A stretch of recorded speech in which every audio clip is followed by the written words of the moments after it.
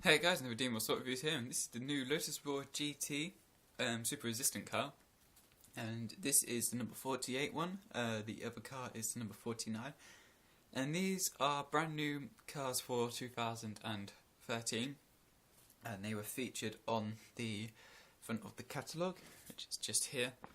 So the reason it's not in the box, and I haven't taken it out of the box yet, is because it didn't come with a box. My dad bought these. The two Lotuses together, the super resistant ones and the black one and super resistant as well. So that's why I haven't got a box, but I'm gonna just get the product code out of the catalogue. So the product code is C3379. Now, obviously, this car has all the features such as the super resistant format, so it's hard to break. It doesn't have working lights. It's got DPR as standard in most cars now, and it has the quick change brakes. So it's got a few features on it, but it does look fantastic, and there's not a lot to break on this car. Maybe just this rear mirror and the rear wing, but I think we managed to pull the rear wing off. If you give it a little bit, there we are. That's what the rear wing looks like when you take it off. And that gap is big enough for a Corvette wing, so that would look pretty cool if you had stuck a Corvette wing in there. So yeah, I think this colour scheme is actually better than the black and gold one. I quite prefer the red, white, and gold look, and I honestly think it's nicer than the black and gold. As cars go, it's nicely detailed. It's pretty much the same as the gold one, except for this is like the earlier version of it, raced in a year, and it's got the same magnet positioning, so you could have one at the back, one at the front, and I would advise having it at the back because it handles better. And this car is incredibly quick as well. It's quite scary how quick it is, and because it's so small and so light, it takes corners quite well. Other things I think is quite cool about this car is that gold wheels on it as well, and just generally how small it is. Like, because it's a small car, it's lighter than the other ones, so it's quite quick and it's quite nimble. And we raced these in our little championship that we held, and they finished 6th and 7th, I believe, so not too bad, considering they were up against some harder cars like the McLaren MP4, Audi, and the Jaguar XKR. Yeah, just the XKR, sorry. And it handled very well, and especially with the people that raced them, they were lower down in the championship, but now they've boosted themselves right up into it because of the good position.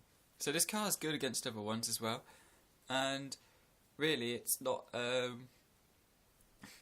quite on the par of the McLaren. I think just the McLaren is slightly longer to its advantage, and it's got a larger wheelbase, so it's got more grip, which is essential. And really that's about the only downside to this Lotus, is the fact that because it's such a small car in real life, it's gonna struggle compared to the McLaren. As far as looks go, it's not the meanest looking thing, but then again, I quite like a fierce looking car. It's not my favourite looking car in the world, to be honest. The spoiler doesn't do it much justice, but that's how it runs in real life, so we're just gonna have to like the spoiler, I guess. Maybe if there was some more of these actually racing in championships, they may be tempted to do the new win on it, but it'll be quite interesting to see if they do. But if not, we're probably gonna stick a Corvette win on one at some point and see how that goes.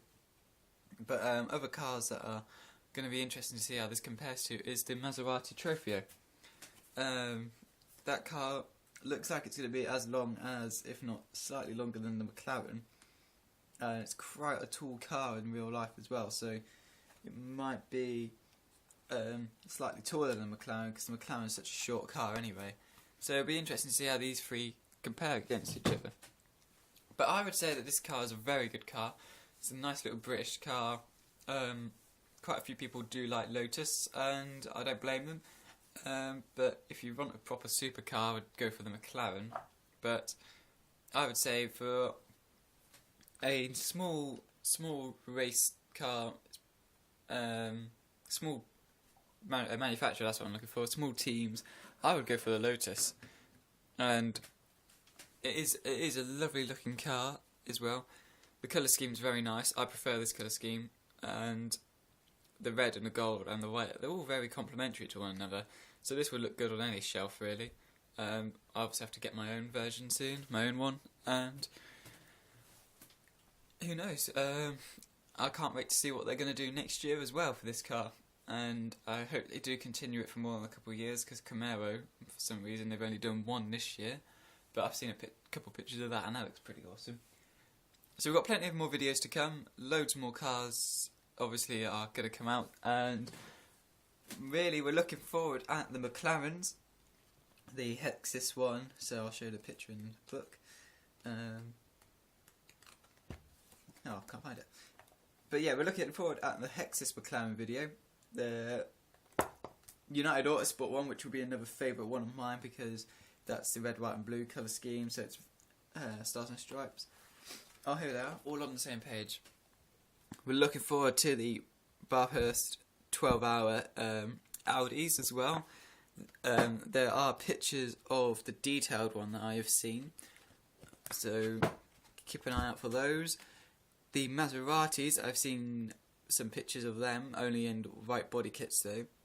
The Camaro, Scalextric, if you go onto their Facebook page, they've got it as a timeline picture at the moment. Obviously I've done the review on those two cars, and these are the last two that we're really looking forward to.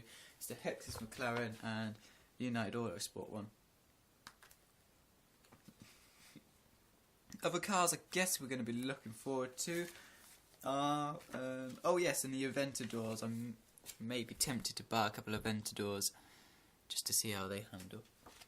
But my brother, he's quite interested in the Dodge Charger, that one, so he might be getting that one. And he's always a Mini fan, so he'll be supplying my Minis. And I would also actually like to get the Scalextric Mini, so that one will definitely be a review at some point when it finally comes out. So thanks for watching, please rate, comment and subscribe, and check out my other videos as well. Getting close to 200 now, providing the video editor works, and I should be on 200 pretty soon. And yes, thanks for watching, and check out the other channels on my page. There's Scalextric Guy, there's Rob Racing Reviews, and Mr. Scalextric Vids. And even if you're making videos yourself now, let me know, and I'll give you a little boost and subscribe to you, and I'll announce you on one of my videos. So yeah, thanks for watching, and see you next time.